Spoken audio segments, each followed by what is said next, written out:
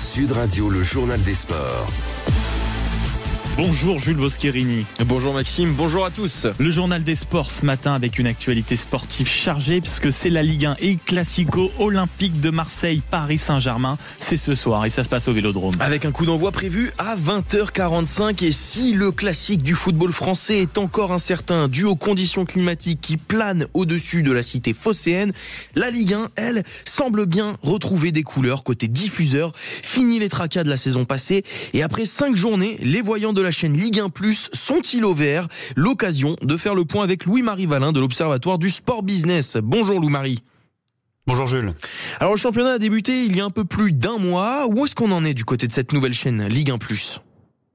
Écoutez, pour l'instant la dynamique est extrêmement positive. On a dépassé le 1 million d'abonnés, avec 15 € par mois et donc tous les revenus en tout. On est presque à 300 millions de droits télé cette saison, donc c'est plutôt très positif. En tout cas, les abonnés sont contents. On retrouve une Ligue 1 qui plaît et qui donne envie de s'abonner et de regarder. Pour donner un ordre d'idée, l'année dernière, avec l'ancien diffuseur, on était à peu près à combien à cette période ? Avec l'ancien diffuseur, on avait un contrat qui n'a pas été au bout, mais qui était de plus de 500 millions d'euros l'année. Il ne faut pas comparer les chiffres en termes de revenus, mais en termes d'abonnés. L'an dernier, ça a été très raté.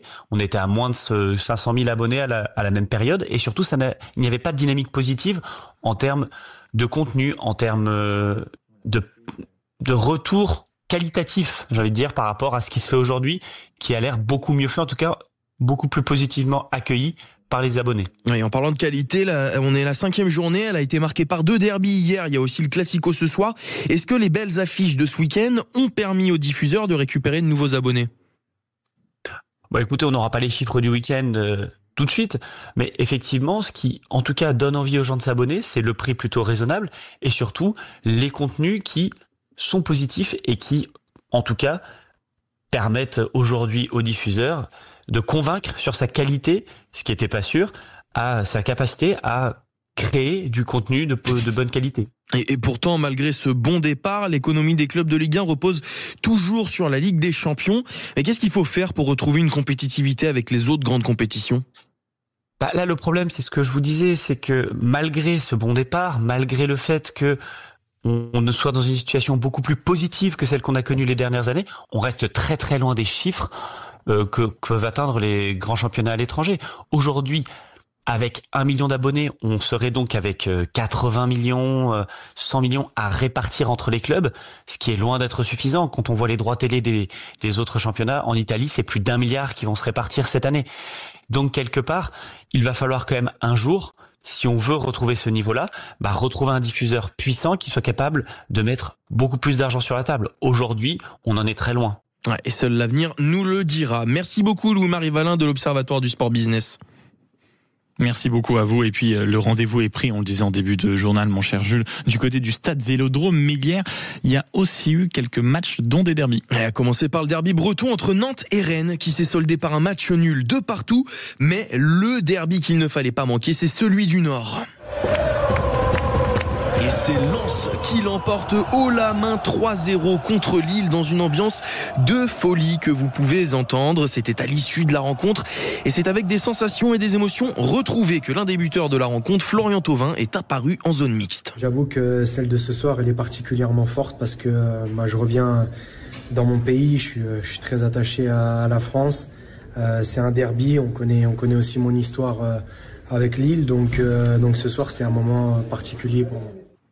Et puis ça c'est un derby comme on les aime, mais aussi place au rugby parce que là on peut pas dire que pour les Bleus ce soit extrêmement réjouissant. Absolument pas Maxime, cruelle défaite pour les filles de l'équipe de France de rugby qui échouent aux portes de la finale en Coupe du Monde, un revers 35-17 face à l'Angleterre au terme d'un match marqué par les imprécisions. Écoutez l'analyse de la capitaine des féminines du Stade Français, Laurane Morand, qui était sur notre antenne hier. On a fait des erreurs qui ont donné des billes à l'Angleterre pour pouvoir marquer ce score. Je pense qu'à la fin, là, il y a une petite baisse de morale qui fait aussi qu'on finit comme ça sur un essai anglais. C'est dur, mais on savait qu'il fallait être plus discipliné. Je pense qu'on n'a pas réussi à l'être. Et donc, la sentence, elle est là. Les Bleus joueront donc pour la médaille de bronze. Ça sera samedi prochain face à la Nouvelle-Zélande. Match forcément à suivre sur Sud Radio, puisque c'est le ballon ovale qui ne s'arrête jamais sur la radio du rugby. Mais aussi, il y avait du top 14 hier, mon cher Jules. Et que dire, à part que, clairement, c'était la régalade. Et des essais, des gros scores et des surprises. Tout ce qu'on aime dans le rugby. Parce que oui, Toulouse a perdu hier. C'est surprenant. 44-14 face à Montpellier pour une véritable valise, comme on dit dans le jargon.